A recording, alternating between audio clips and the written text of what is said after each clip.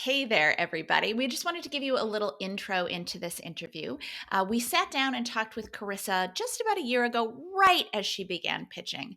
And it's been a fantastic year for her. So we wanted to check back in. So, what you're about to see is the interview where we check back in and we talk about some of the challenges, the successes, and exactly where she is after just 1 year of pitching. So, if you're ready, sit back and enjoy. So Karisa, a lot has happened for you in 2020, and not to spoil anything, but you got a full-time job. How did that happen? Oh, it's so to backtrack and sort of cover a little bit of what I covered last year, just as sort of a re-intro to it. I was looking for a new job and I was thinking like, I really want to try freelancing. I want to do this. But I was ramping it up kind of slowly. And when we last talked, I was just sending out my first pitches and getting all of that done. And I was like, okay, this is great. I'm going to keep this going as a side hustle with my full-time job for now and see where this takes me.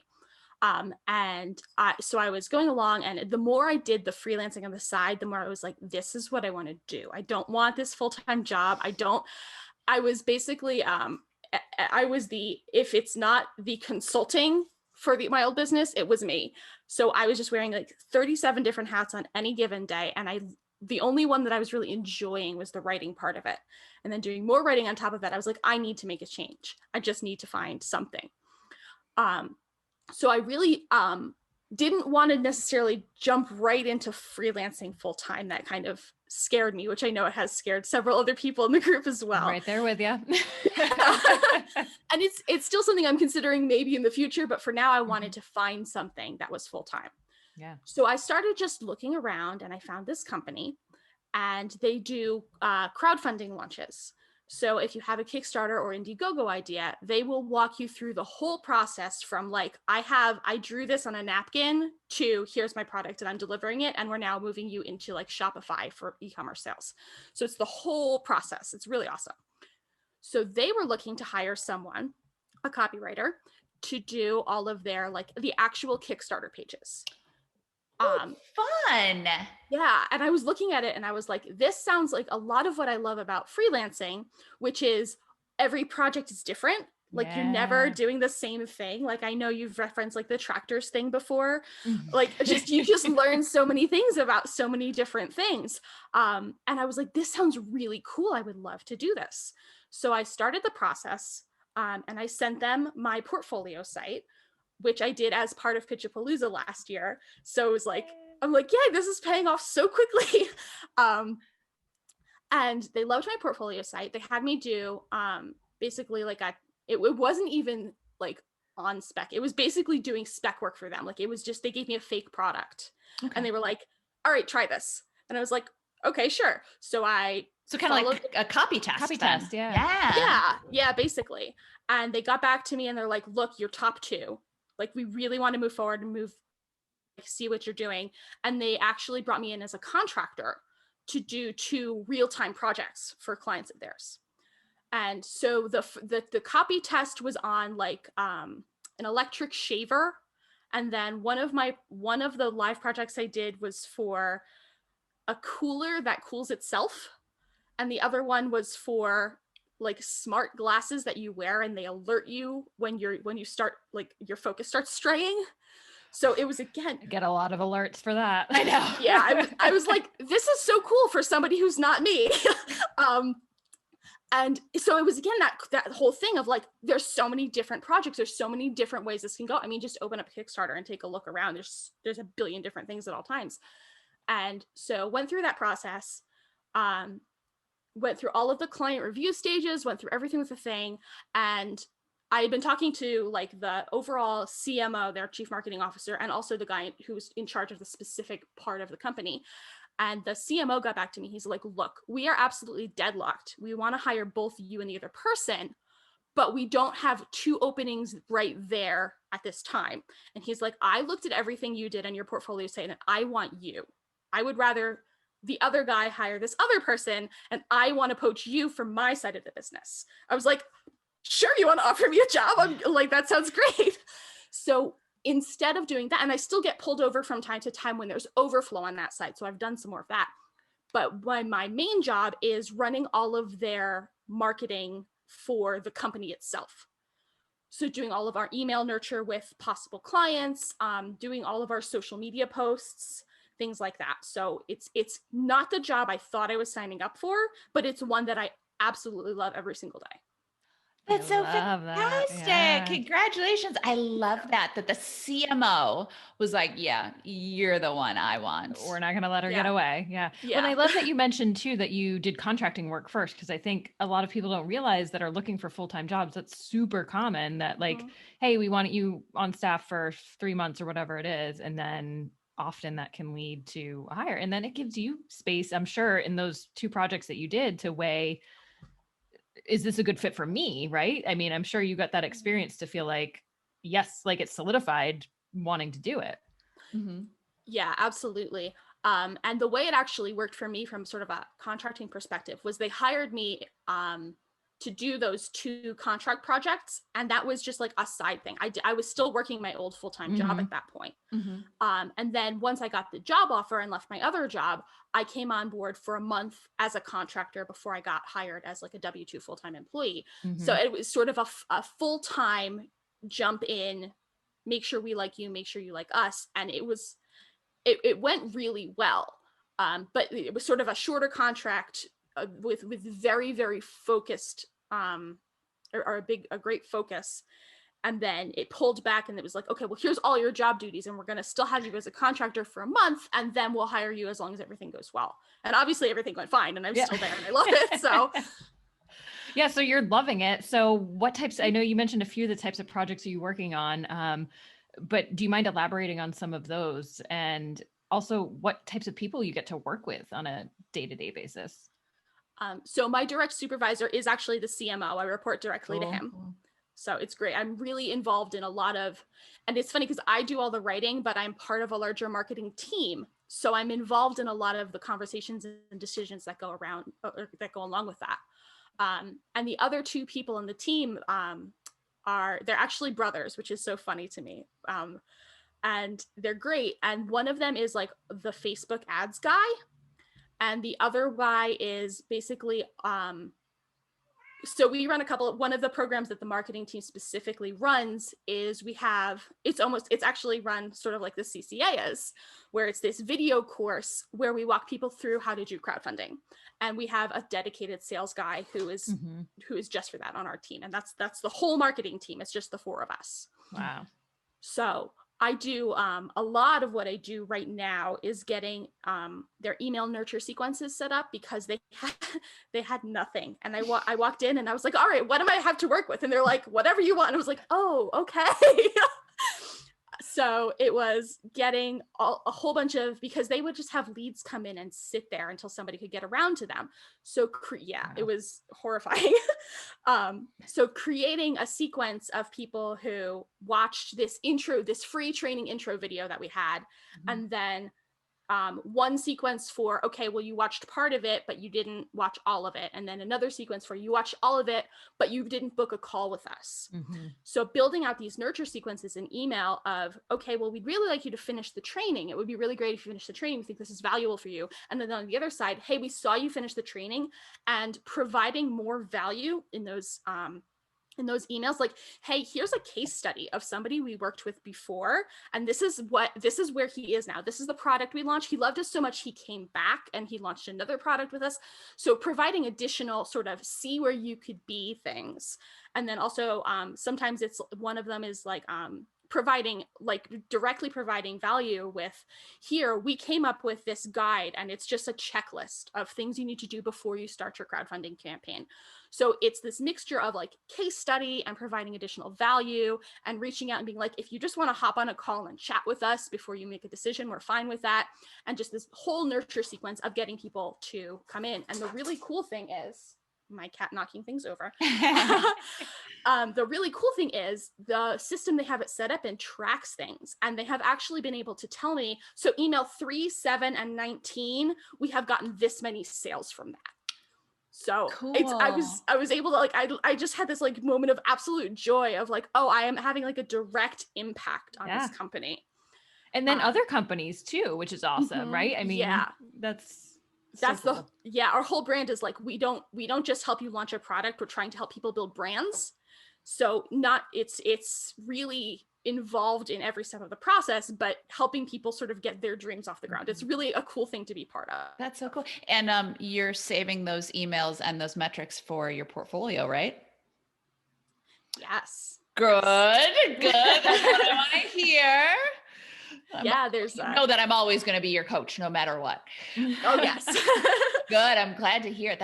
So I think one of the questions when people hear, students hear, email sequences and all this stuff, they think, oh my gosh, I don't know what goes into an email sequence. But I assume you worked with your team to come up with what the content was going to be, right?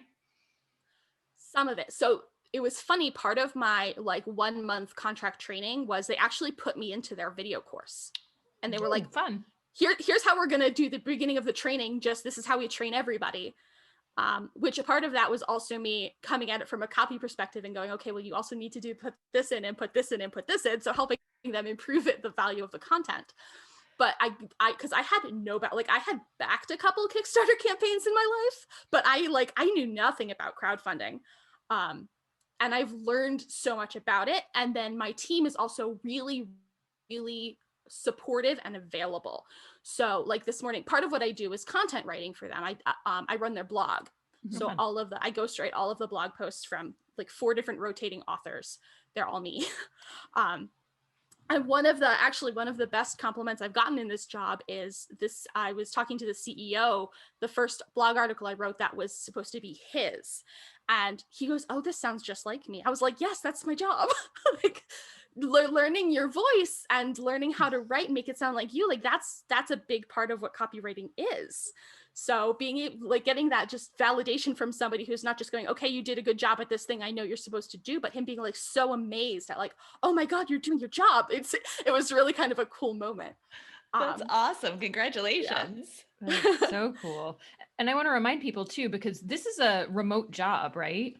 Completely remote. Yeah. The company is distributed. Mm-hmm. Yeah. Which is fantastic. But I noticed you mentioned kind of collaborating with the whole team and having, them being available, which I think some people with remote work, it can be a hesitation of like, am I going to have as strong of a collaboration? How is that going, working with a team remote? And I guess what challenges have you noticed? It might not have anything to do with the remote aspect. But I'm curious if you have noticed anything with full-time versus freelance. They obviously have different challenges sometimes. Well, I'm coming to this position. My previous position was also fully remote. So I love remote work and like I prefer it completely to anything else I could possibly be doing. But with this position especially, we have to start the day off every day. We have a half-hour huddle where everybody just gets on a Zoom meeting and we all talk. Here's my layout for the day. Here's some challenges I ran into. Here's this and here's that, and here's some ideas, that kind of thing. And then we are also, the whole company is on a Slack. So anytime anybody has a question, it all just goes through Slack and we run things through there. So even though I'm not seeing people necessarily in person every single day, I am still talking to my team every day. We have a full company meeting every single Friday where everybody gets on the same Zoom call and we all just talk and we get updates and stuff. So you're not in person, but you're not disconnected. There are, technology makes a lot of things really a lot easier than they could be otherwise. So that's really been great. Yeah. Well, and I think it's interesting that one of the things that 2020 taught us is that there are so many positions that can be done remotely, the on-staff positions. So I think that one of the things that we're going to see is that kind of blend in between the freedom of being able to work from wherever that a freelancer has, but also that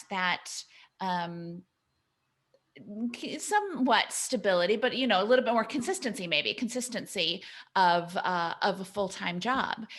So I think that people are going to start to discover that the things that they were, when people say, oh, I definitely want to be freelance, because I want to work from wherever. and this is your second remote position. And I think a lot of people are going to start to get a lot of opportunity for remote work. And there's going to be a little bit more, I mean, not legally, but in terms of exactly what the experience is like, there's going to be a little bit more of an overlap between that on staff and that freelance.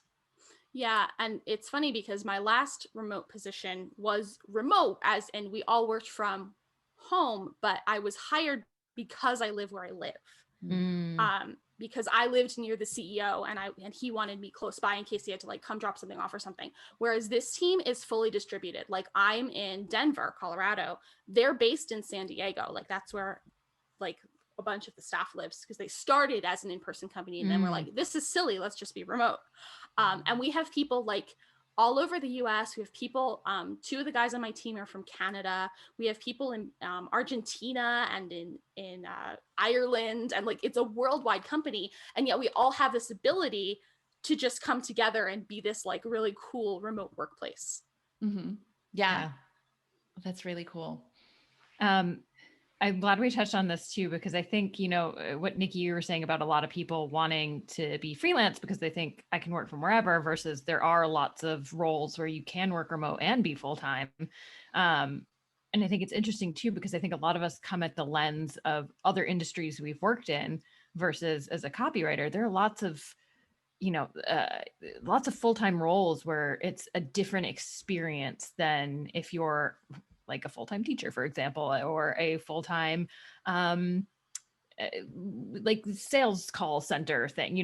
Those full-time roles have a very different company culture, I guess, and a different vibe. So I feel like people aren't attracted to them because of the bad experiences they had in other full-time roles. So I'm curious for you, Karisa, do you feel like being on staff, like they've obviously been remote for a bit now, but it sounds like they've done a good job of creating a company culture, even though it's remote?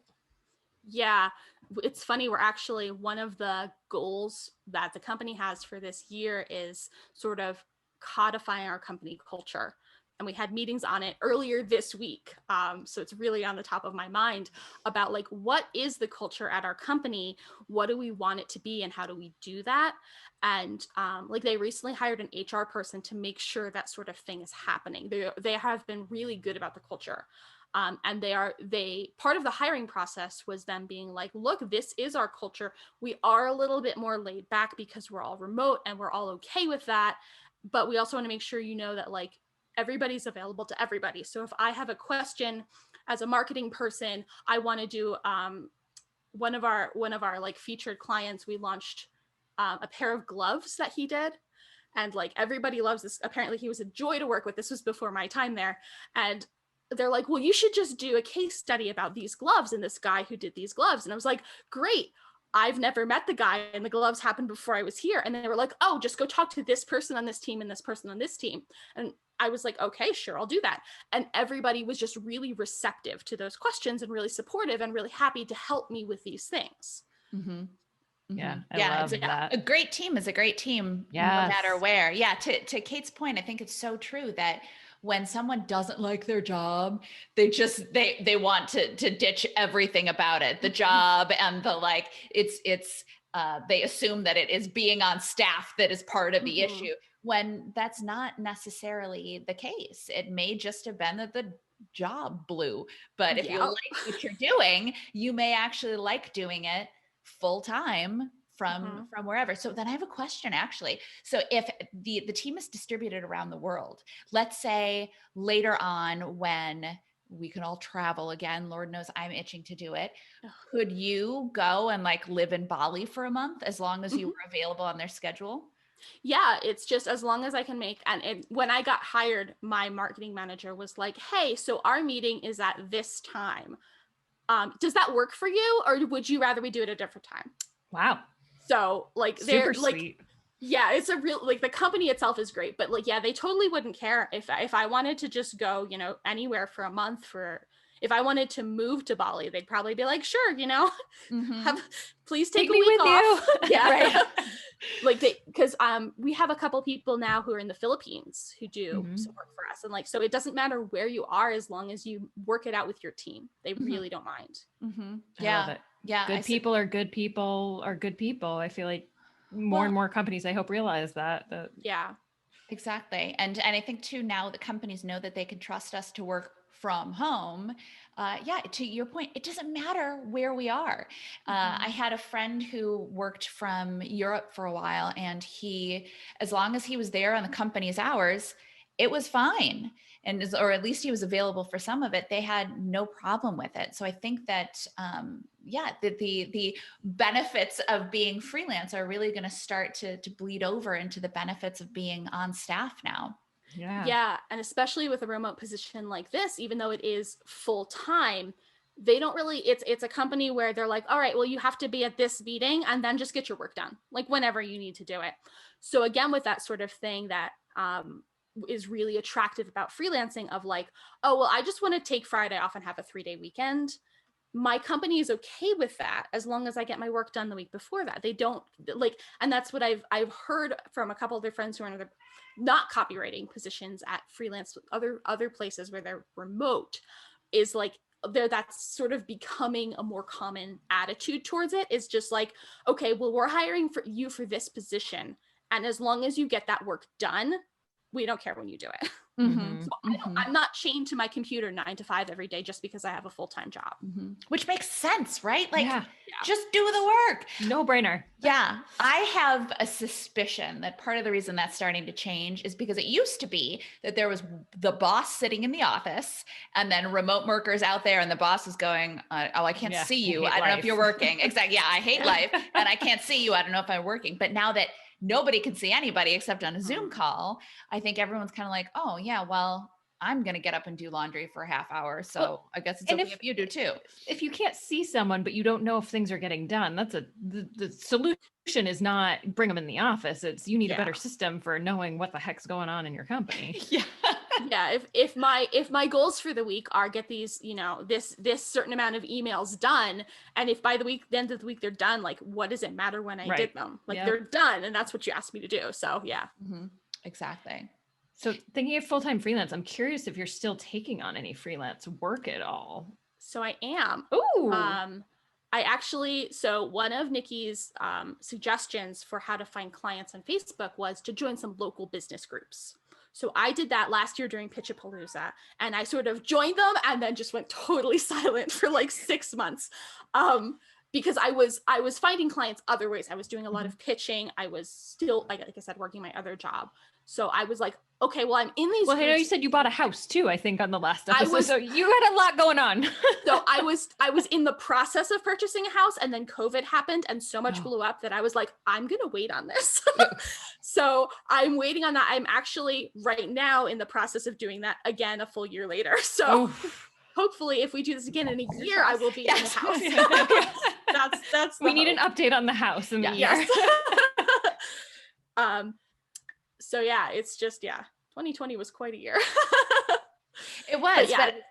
Sorry, go ahead. Oh no, I was pitching, and then I was in all these Facebook groups, and then I finally once I got the hang of sort of how to do pitching and how to schedule pitching and how to do that, I started being more active in those Facebook groups, and not even necessarily being like, hi, I'm a copywriter and here's what I offer and here's what I'm like, what I want you to do or how I can help you. It was really just being like, hey, I'm a copywriter, and if you have any needs, let me know. And even just doing that like twice a month, it wasn't even a lot. My DMs just absolutely filled up. Hey, you're a copywriter, I need emails. Hey, my about page was written in 2014. Can you help me update it? Like, oh my God, yes, please let me do that. So I've done some of that, and a lot of, especially with the full-time job. And it's funny because I tell people all the time, I work harder and I work more now than I did with my old job, and I am so much happier. Oh, I hear that. Yeah. I have less free time on my hands, so I'm taking on fewer freelancing projects on the side. My company has no problem with it. And actually what I've been doing sort of over the past couple of months, instead of doing freelancing paid jobs, I've been doing sort of pro bono work for charities. Oh, that's cool. that's something that's sort of like near and dear to me. So there's a really great website that I think somebody posted in the group. I think that's how I found it. It's called Catch-a-Fire, where you can just, you go on and you're like, these are my skills. And they're like, great, here are projects that need your skills. And you connect with people that way. There's a company I've worked with for 3 different projects now. There's another one where I've redone a bunch of their website, writing donor letters, and there's so much need out there. And that's something that I like doing. So it was cool to be able to use these skills in a way that's really beneficial to nonprofits and stuff. That's fantastic. And to your point, you can do that because you have that full-time income. Yeah. Yeah. Well, I love your point though. Oh, sorry, go ahead. No, just that's the other thing about switching to this copywriting job. Not only do I love it like so much, it pays so much better than what I was doing before. Like so much. Like I legitimately make twice now what I made before. Oh, that's fantastic. Wow. Yeah. Doesn't that just every time you hear that, oh, writers don't make any money, don't you want to just be like, no, not true? If you don't know what you're doing, sure, but that's terrific. Congratulations. That's awesome. Yeah. I love that. But I love what you said too. You're working more, but you're so much happier. I mean, I've had that feeling with jobs before too. If I finally leave it and it's like, oh, but at least I'm like, you wouldn't think that would be the case. I love that. Yeah. Yeah. And it makes sense that if you're enjoying what you're doing, it's, you'll be like, okay, it's 5 o'clock, but I'm going to keep going because I want to finish this up because I'm loving this. I'm loving doing this. I'm on a roll. I got to finish it. Yeah. Yeah. Or when you look down at the page and you go, oh, this is good.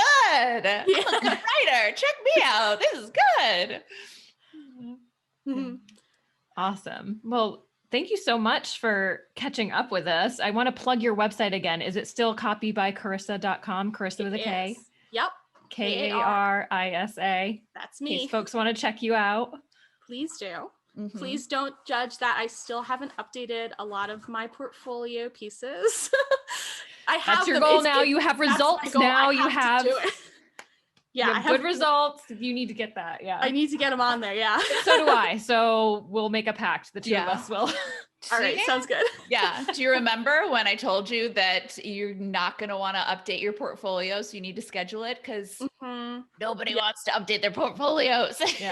Yeah. Like I've done this work already. Why didn't it just magically appear there on its own?